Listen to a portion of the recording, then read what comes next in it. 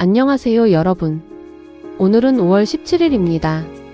코로나19 팬데믹을 겪으면서 우리 모두 백신이라는 단어를 입에 달고 살았던 시간이 있었죠. 언제 맞을 수 있느냐, 어떤 백신이 나왔느냐, 부작용은 없느냐. 그런데 혹시 이런 생각을 해보신 적이 있으신가요? 백신이라는 것 애초에 누가 처음 만들었을까? 그리고 어떻게 만들었을까? 오늘 그 이야기를 해드리려 합니다. 276년 전 오늘 1749년 5월 17일 영국 버클리라는 작은 마을에서 한 아이가 태어났습니다. 에드워드 제너. 훗날 이 사람이 만든 것이 인류 역사상 처음으로 완전히 사라진 전염병을 만들어냈습니다. 그 전염병의 이름은 천연두입니다. 자, 먼저 당시 천연두가 어떤 존재였는지 이해해야 이 이야기가 실감나게 들립니다. 18세기 천연두는 그야말로 공포 그 자체였습니다. 감염되면 전신에 물집이 잡히고 치사율이 매우 높았으며 살아남더라도 심각한 흉터가 남거나 실명하는 경우도 많았습니다. 특히 어린아이들이 많이 희생됐어요. 유럽, 아시아, 아메리카 할 것 없이 수백 년 동안 반복적으로 유행하며 수없이 많은 생명을 앗아간 병이었습니다. 의학사 연구자들은 천연두가 수세기에 걸쳐 인구 구조와 사회 변화에 영향을 준 질병이라고 평가합니다. 당시에도 예방법이 아주 없었던 건 아니었습니다. 인두법이라는 게 있었어요. 천연두 환자의 고름을 건강한 사람에게 일부러 접촉시켜 경미한 감염을 유도한 뒤 면역을 얻는 방식이었습니다. 중국과 오스만 제국에서 먼저 쓰이던 방법이 유럽에도 전해졌죠. 효과가 있기는 했습니다. 그런데 문제가 있었어요. 이 방법 자체가 위험했습니다.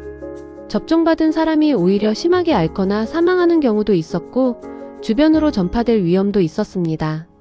목숨을 걸고 시도해야 하는 예방법이었던 거죠. 이런 상황에서 에드워드 제너가 주목한 것은 아주 소박한 곳에 있었습니다. 바로 낙농업을 하는 시골 여성들 사이에서 떠돌던 이야기였습니다. 젖소의 우두에 걸린 사람은 천연두에 걸리지 않는다. 우두는 소에게 생기는 병으로 사람에게 옮으면 손에 물집이 생기는 정도의 가벼운 증상으로 끝나는 질병이었습니다. 당시 낙농업에 종사하는 여성들이 종종 우두에 걸렸는데 신기하게도 이 사람들은 천연두가 유행할 때도 잘 걸리지 않는다는 관찰이 오랫동안 민간에 전해져 온 거였습니다.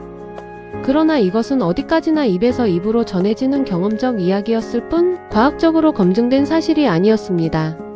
제너는 여기서 멈추지 않았습니다.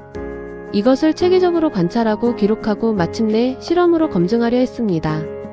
그리고 1796년 역사의 길이 남을 실험을 했습니다. 제너는 우두에 감염된 낙농업 여성의 병변에서 채취한 물질을 제임스 핍스라는 소년에게 접종했습니다. 소년은 가볍게 앓다가 회복됐습니다. 이후 제너는 이 소년에게 천연두를 노출시켰습니다. 소년은 천연두에 걸리지 않았습니다. 여기서 잠깐 현대적 관점에서 짚어드려야 할 부분이 있습니다. 이 실험은 오늘날의 연구윤리 기준으로 보면 심각한 문제가 있습니다. 미성년을 대상으로 했고 현대적 의미의 동해 체계도 없었으며 위험 설명도 충분하지 않았습니다. 역사학계는 이 점을 명확히 지적합니다. 다만 18세기 의학 환경과 당시의 윤리적 맥락을 함께 고려해서 이해해야 한다는 점도 함께 언급합니다. 역사는 오늘의 잣대만으로 재단하기보다 당시의 맥락 속에서 함께 읽어야 하니까요. 1798년 제너는 자신의 연구 결과를 책으로 펴냈습니다. 제목은 우두의 원인과 효과에 관한 연구. 우두 감염이 어떻게 천연두에 대한 면역을 만들어내는지 접종 사례들을 체계적으로 담은 책이었습니다. 처음에 학계 반응이 마냥 환영일색은 아니었습니다. 회의론도 있었습니다. 소의 병을 사람에게 옮긴다는 발상이 낯설고 거부감을 주기도 했죠. 하지만 결과가 실제로 효과를 보이자 점차 유럽 각국으로 퍼져나갔습니다. 영국을 시작으로 프랑스, 러시아, 스페인, 북미까지 확산됐습니다. 스페인은 아예 해외 식민지에 백신을 전달하기 위한 원정대까지 꾸렸을 정도였습니다. 백신이라는 단어 자체가 라틴어로 암소를 뜻하는 베커에서 왔습니다. 제너가 소에서 얻은 물질로 예방접종을 했기 때문입니다. 오늘날 우리가 매해 독감 백신을 맞고 신생아가 태어나면 여러 백신을 맞는 이 모든 관행의 언어적 뿌리가 바로 제너의 소에서 왔다는 게 흥미롭지 않으신가요? 한 가지 역사적으로 균형 있게 짚어드릴 부분이 있습니다.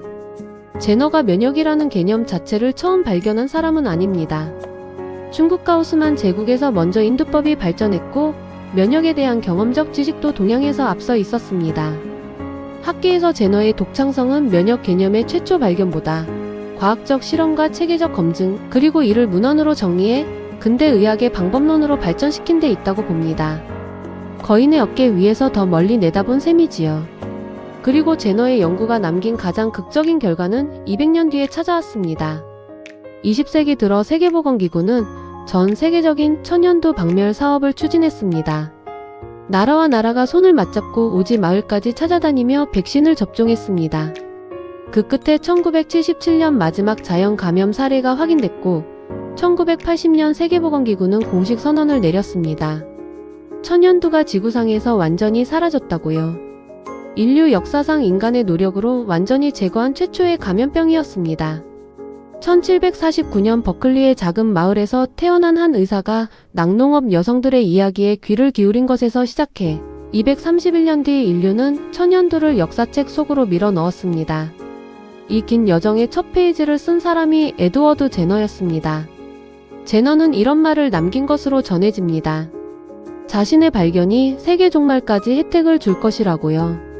지금도 전 세계 수억 명의 아이들이 태어나자마자 각종 백신을 맞으며 그 혜택을 누리고 있습니다. 겸손하게 소에서 답을 찾은 한 의사의 집요한 관찰이 인류를 구한 겁니다. 생일 축하합니다, 에드워드 제너. 당신이 우두에서 발견한 그 작은 실마리가 정말로 세상을 바꿨습니다.